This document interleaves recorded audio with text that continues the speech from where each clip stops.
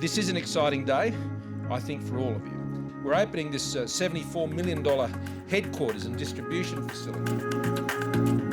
It is wonderful to see what's happening out here at Dicadada, to think that not far from here, where the story of modern Australia began, and here the story of modern Australia continues. It's a long way from the humble beginnings down there on Captain Cook Drive many, many years ago. It's a world-class facility. It will inspire the next generation. This is a company that's at the centre of Australia's digital revolution that is taking place. It'll just continue to grow because of the leadership and vision of the founders.